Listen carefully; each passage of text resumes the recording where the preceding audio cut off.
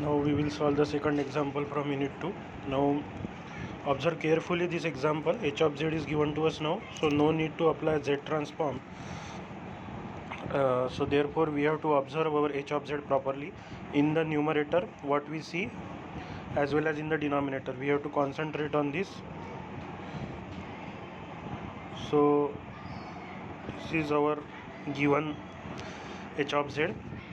So now if you compare this h of z with the standard form of FIR filter, then after comparing it, what we find, we found that first of all the given h of z is not having inverse of z transform. Secondly, its denominator is not starting with 1. So these two observations we have to note down. Again I am repeating that in numerator and as well as in denominator, so we say that it is zeros and poles respectively. It should contain z inverse term, z to the power minus k as well as z to the power minus k, numerator and denominator. But in the given h of z we don't have any z inverse term, that is z to the power minus k is not available. That is the first observation. Now what is the second observation? The second observation is regarding denominator only, that is pole only. The denominator should start with 1. So the given h of z, it is not starting with 1. So therefore it is our first and foremost step to convert the given h of z into standard form of the h of z. So how we can convert? So we can convert, in order to convert 1 in the standard expression into, we have to multiply and divide h of z by 2 to the power z minus 3. So if we multiply the given h of z by 2 to the power z minus 3, so what we get? So 2 to the power z minus 3 into 0.5 z cube, what will happen? So you know very well that z to the power 3 into z to the power minus 3 is z to the power 0, and z to the power 0 is always 1. So therefore we have to multiply and divide given h of z by 2z to the power minus 3, and by using calculator we can find out 0.56, 0.638, 0.56, 0.638, 0.08, 0.6, 0.34 minus 0.4. Okay, now how we can determine the multiplying factor? That you should concentrate on this. So how we can multiply the multiplying factor? You should concentrate on this part. So 0.5 z cube, I have taken the value of 0.5 z cube from the denominator. So first of all we should observe the highest power of z. Carefully note the terms, that first of all we should write down the highest power of z with its coefficient. So coefficient is 0.5, highest power of z is z cube. So 0.5 z cube into x should be 1, because we have to convert first term as a 1. So we have to represent the first term by 1. So we will equate it to 1. So this step. So therefore what we get? X equals to 2 to the power z to the 2 into z to the power minus 3. So this term, what we do? This term we will use for the given h of z in. So we will multiply the given h of z by 2 to the power z minus 3, 2 into z to the power minus 3 divided by 2 into z to the power minus 3. So we get h of z which is in the standard form. Now if you observe this h of z,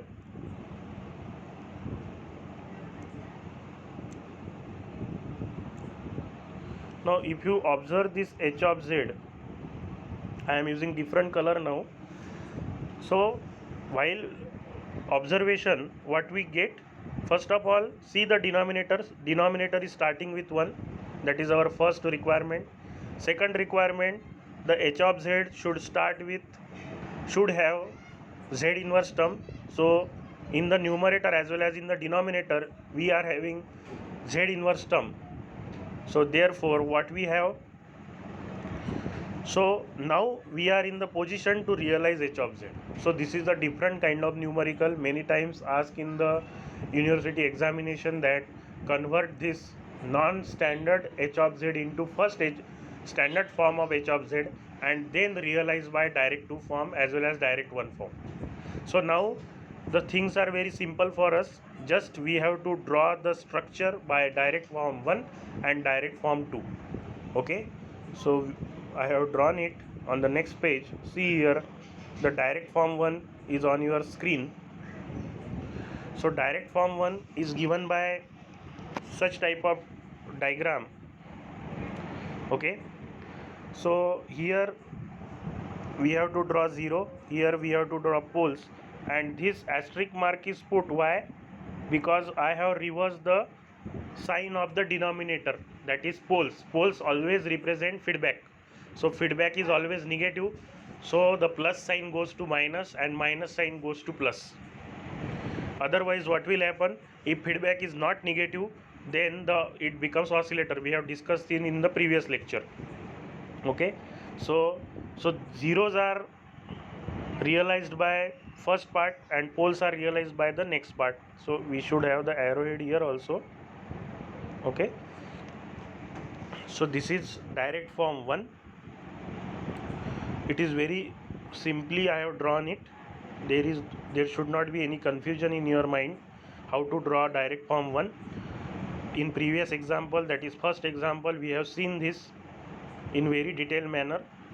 Okay, so how many z inverse terms we are having here? We are having here six z inverse terms. Okay, so 6 z inverse terms we are having, and now we will go for the direct form 2. So in the direct form 2, see here the diagram is on your screen. In the direct form 2, now what we have done, we have realized pole first and zeros next, and here only 3 z inverse terms are required. Why? Because the direct form 2 is the optimal form. We have realized poles first, and then we have realized zeros. Correct? Again the sign of the poles is reversed. Okay, and the sign of zeros is kept as it is, because the zeros represents the feed forward path, and whereas the poles represents the feedback path. Okay, now this is very typical numerical. You should understand it properly. Okay, so simply you can draw this structure. Again I am repeating the same thing, just don't see the lectures, apply at your own what we are discussing in the lecture. You have to practice this at least 2 to 3 times, then you will be familiar with this kind of filter structure. Otherwise you will not get the concept. So practice is the very important part. Okay, now again we will go through our numerical. Okay, so first of all, what is given to us? H of z was given to us. H of z is given to us. But when we compare h of z with the standard form of the IR filter h of z, then we conclude that we should have the given h of z is not having 1 in the denominator. Secondly, it does not have z inverse terms. So in order to convert given h of z into standard form of h of z, what we have done, we have multiplying the numerator and denominator by one factor, that is given here, 2 into z to the power minus 3. So by multiplying the numerator and denominator by 2 into z to the power minus 3, we convert given h of z into standard form of h of z. Now we can realize by direct form 1. So direct form 1 is in front of your screen again. See here again one part is very important. Don't link this because there is no 1 in numerator. That's why the structure is like this. As there is a no 1 in numerator, means it should have 1 plus z inverse upon 1 minus z inverse. If let us say this kind of structure, what we do here, as there is a 1 in the numerator, then and then we can join this, but in the given numerical 1 is not present. That's why we cannot join this. But so this is very typical numerical, again I am repeating. Okay, so this is the direct form 1. You can see the details. The asterisk mark is put. Why? Because the sign of the denominator is reversed. Then the sign of the zeros is kept as it is because the zeros represents feed forward path. Okay, so this is direct form 1 where we need 6 delay elements. Now same thing we are doing in the direct form 2. Just in the direct form 2, what we do, we draw this part first. See here, in the direct form 2 we draw this part first, correct, and this part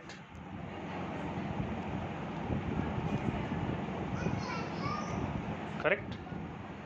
So by doing this, what we are achieving, we are reducing our z inverse terms and we are reducing our cost of the filter. Okay, so that concludes our second numerical. Now we will go for the next numerical.